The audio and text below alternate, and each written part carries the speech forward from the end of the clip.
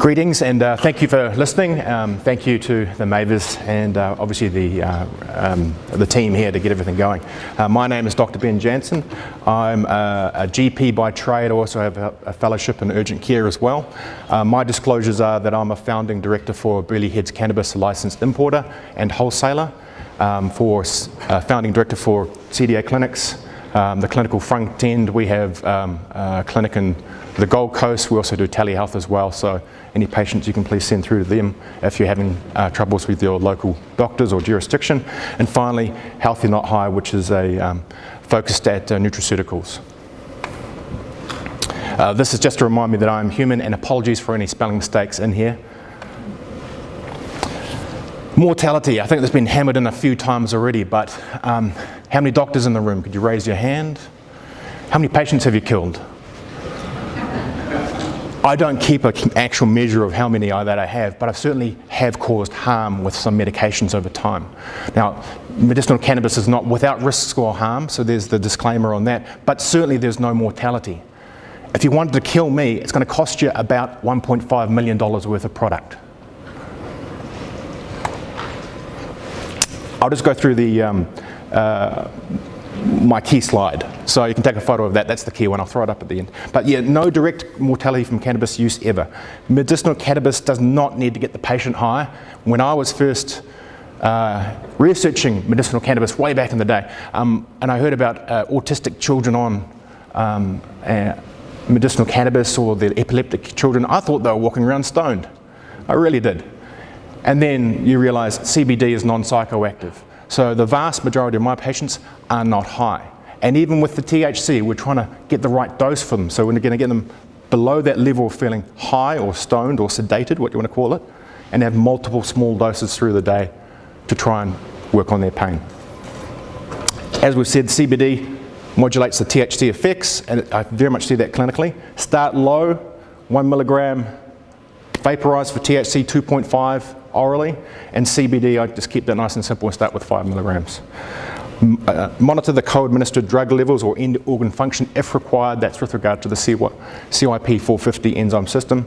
And there are some other acid forms of cannabinoids that are being used, specifically THCA seems to be the most common one for inflammatory bowel disease. A multitude of receptors that are affected by the endocannabinoids in your body right now, and also thereby by the effects that you get with your medicinal cannabis. My favourite ones, which I want to research in the future, are the neuroprotective ones, the nuclear receptors in there, to look at potential effects for stroke patients and going on from there for acute myocardial infarction. So we need to heat it up, as we've said, to get the active forms, because the THCA on the top left up there doesn't really get into the bloodstream. It's too acid to go through the cells. Reasonably effective in Crohn's disease and in inflammatory bowel disease, but there is no products on the market with that. So watch this space, and hopefully we can have something for you in the future. We've gone over the CBD effects. If I had a drug as safe as CBD in my arsenal that I could prescribe as a GP, I would be doing it every day. The positive effects you get from CBD with no side effects essentially is phenomenal. When we talk about side effects from CBD, we're talking about dry mouth and high dose, and we're talking about interaction with other medications. So that Dravert study of the children in the New England Journal of Medicine, where they found that it was effective for seizures, but there was some dropout of the patients. They didn't dose adjust the antiepileptics of the children. So they were getting increased levels, and thus the toxicity from those drugs. A multitude of positive effects, and the research is out there.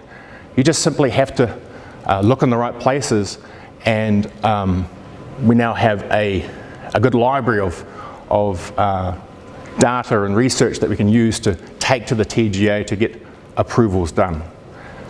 You can find that on our website, which I'll mention later. So this is a study to show that the CBD counteracts the THC and the anxiety that some people get with taking THC. About 10% of the population, if they have some THC, will have an anxious feeling to it. Additionally, about 10% of the population are quite sensitive to it as well. They have a different cytochrome P450 system and thereby a different metabolism of the THC in a response. And the effects of the THC, mostly I use it for pain relief, the very first one up there, but you can also use it for stimulating someone's appetite, reducing vomiting and nausea, that's mostly in the chemotherapy patients, and then the muscle spasms that you're going to get with MS and other neurological diseases. The THC effects, there we go, there's a spelling mistake, that came out all funny. Analgesic, antiemetic, antiproliferative, antioxidant, antispasmodic, anxiolytic, and PTSD especially. Not for everyone, more so along the PTSD people. The appetite stimulant, the euphoric, it reduces sleep apnea, and GW Pharma are into a phase 2 study on that to show that it does decrease sleep apneic events. Reduced opioid requirements, very much something that we see in clinical practice. Patients that we see, generally if they're on an opioid, we end up dose reducing them by about 50%. And then about 10% of patients get off completely. And so you can say goodbye to those side effects from the opioids and the endone cloud that you hear about people having. There are RCTs out there that show that it does work. And I'm still getting doctors every day saying, well, it doesn't work, it's all anecdotal, everyone wants to get high. It's just not the case.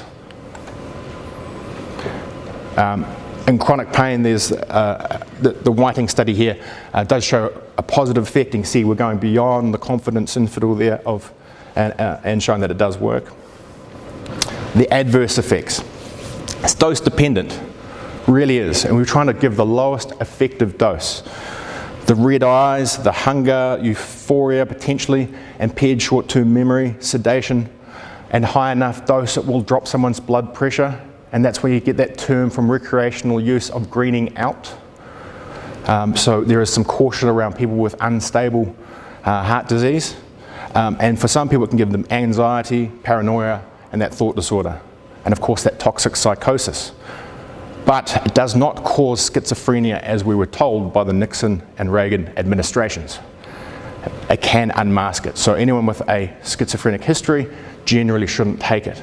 But in saying that, I still do have patients with some history, and when they take it, they say that their thought disorder disappears and they can think normally, which they have a different chemistry in their brain, they really do. Okay, inhalation. So about 5 minutes for it to get an effect. When we're prescribing, I say have a dose, wait the 5 to 10 minutes, see if you need to have another dose. You're going to get that maximal effect at about 30 minutes, and it's going to taper off 3 to 4 hours. So that's inhalation, vaporization. With oral, it's a slower onset, so 60 minutes average. I say every 2 hours you might want to put another dose in there. A maximal effect at 2 to 3 hours, and then a terminal 4 to 8 hour time period.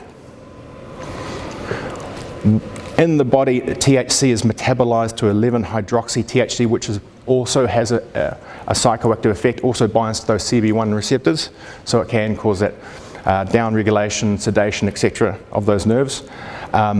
When it is given orally, it goes through the liver, and there are higher doses of the 11-hydroxy-THC, so you do get a slightly different effect profile on people. So some patients say, yes, I've tried the orals, but it's actually the inhaled version that works better for me. It's a very dangerous fruit up there. It's a grapefruit, and I consider that much more dangerous than CBD. The effect of grapefruit on cytochrome P450 metabolized enzymes is far greater than you find with CBD products. When I'm doing my prescriptions, I have a look at their prescription list, check in MIMS if I can't remember it, if there is any P450, it's a P450 metabolized medication, and then think about what I need to do there. There are certain drugs which are affected a little bit more because they're more metabolized by 3,4-A in the P450 metabolism, such as mirtazapine, and you would dose adjust that immediately. But it just takes going through the list and thinking about it.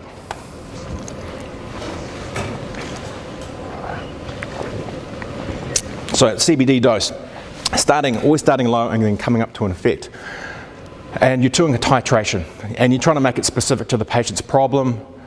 Generally starting at 5 milligrams twice a day, and then every 3 days to 7 days, increasing, doubling up a dose. They are expensive products. So I'm telling patients, when you get your first bottle, we're trying to work out whether it's going to work for you. So we're going to start with a small amount. If it doesn't work, we're going to double it. Hasn't worked, double it again. Hasn't worked, double it again. So we can rapidly find out within that first bottle if CBD is going to work for you, or if potentially the other product's going to work for you. There's just some lists about where you might end up for your CBD dose. THC dosing. Yes, I keep telling my patients THC can get you high. I can guarantee every one of them turn around to me straight away and say, well, I don't want to be high. I said, I don't want you to be high either. I want you to be healthy, not high. So we're trying to find out within that very first bottle whether we're going to get an appropriate effect. And with THC, you know if you're feeling sedated or high, as you might call it. And again, it's starting with a very small dose.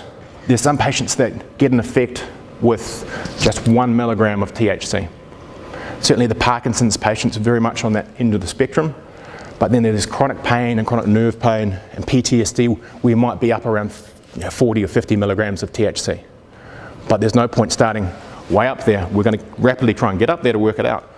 We can double our dose every few dosage cycles, but you'd definitely start down the bottom end. The last point on there, if there are side effects, to get to a point where we're getting a feeling of sedation or high, I say to my patients, divide that dose in two, split it by more than 2 hours. We're trying to spread that dose out to get the effect. Vaporized dosing is a lot quicker to titrate, and patients tend to come back rapidly from this and say, well, I've worked out how much I need to have, because they can wait that 5 to 10 minutes. If they still have their neuropathic pain, they can have another dose, and they, rapidly find out where they need to be for their dosing. As we said, the immediate effects within 10 minutes, 1 to 2 milligrams starting dose, 0.1 grams of cannabis or a small pinch into a vaporizer. And if we just go back one slide there, the Tga one is one that you cannot get in Australia. That is a standardized dosing of about 1 milligram. You can get that in Canada and I believe in the US as well. On the right hand side is my preferred vaporizer to tell people to get, and they get that online. It has good battery power in it, or else they run it really quickly. It costs about $250 because it's their second generation, it's not their third generation of it, and they can adjust the temperature on it pretty easily. And generally we put people up around 200 degrees when they put their flower in there, and get them to mix it around in there as well, so they're getting the last amount of the product in there. It's more effective. I do have a marathon runner who then takes his vaporized material and then puts it into a smoothie for additional effect.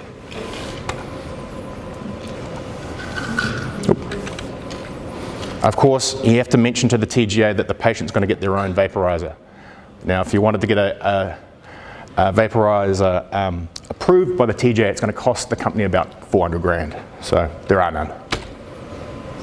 Patient sources their own. Okay, when we're going to prescribe someone, we're going to do the patient screening and obviously the education, make sure they don't have unstable heart disease, make sure there's no schizophrenia history. And very importantly for our doctors, consent, because it's considered a non-therapeutic good, experimental, you need to do the consent form. Select the right product, get the right ratio, and go after the government approval, which I'll come over in a second. I tend to push people very much towards the CBD because of the very minimal side effect profile, and even with the neuropathic pain, there are patients just using CBD to control their neuropathic pain. They don't have to touch the THC. But you don't know that until the patient tries it. So as Dr. John was saying, generally split my products as well. So I have a standalone CBD product and then a standalone THC product that they can titrate with. And then I'm using that CBD in low dose to counteract the THC psychoactive effects so they can think more clearly, don't have that sedation, and then titrate that THC to the usually pain effect. So there's a lot of repetition here, but I'm definitely hammering it in. Cool. This is what we have prescribed for so far. That did not copy across very well at all.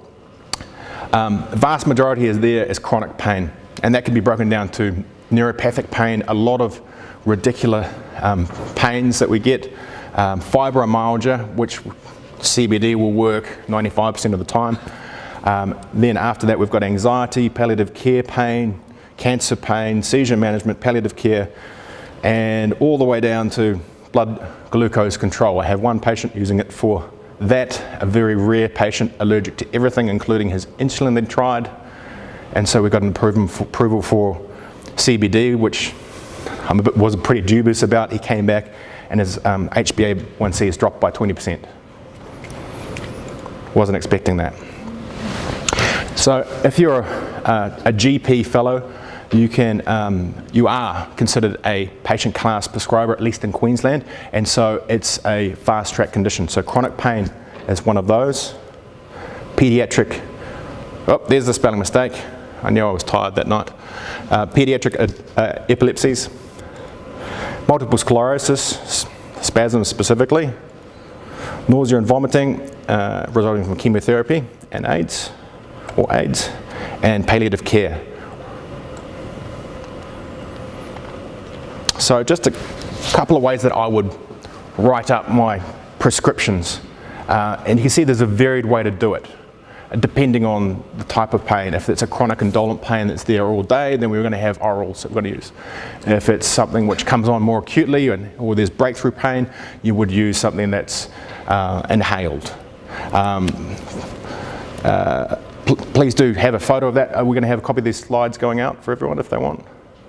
Yeah. In that case, I don't really need to go through that. I think that's pretty self-explanatory. I will point out we are the only company with CBD crystal. Good for us. For anxiety, again, it's a gradual titration for CBD oral oil. It's every 3 days or so, and then you're going to pick your maximum dose there. My maximal dose is 150 milligrams. Do have a patient on the crystal for anxiety, and they're using that 4 times a day because of the rapid offset rather, compared to oral. So they're using that 4 times a day and as required. You have to put your maximal dose in there for the TGA, for the approvals. With the THC oil, that would be generally an add-on, but a gradual increase, and then again 4 times a day for an oral THC. And a similar sort of prescription for a THC flower. So it's just a gradual increase for them, and they can work it out.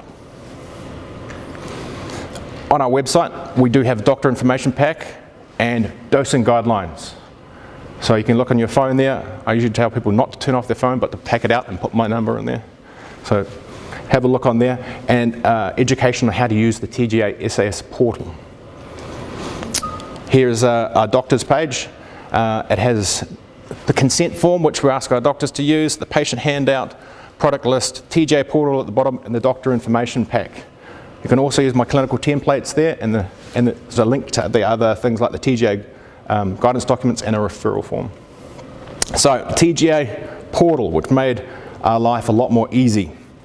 You have to first of all register as a doctor. Once you've registered, you can then log in. When you log in there, you can put your new submission and get into the special access scheme pathway there.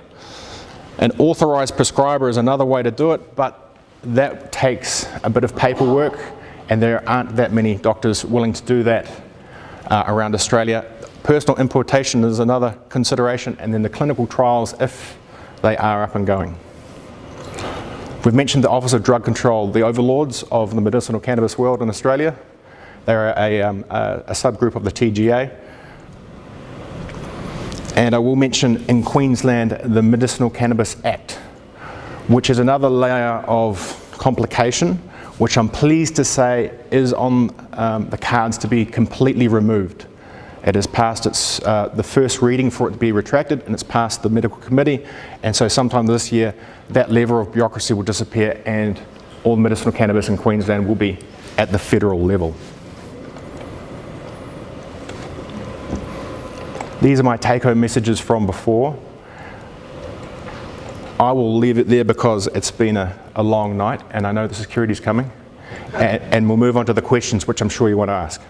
Thank you very much.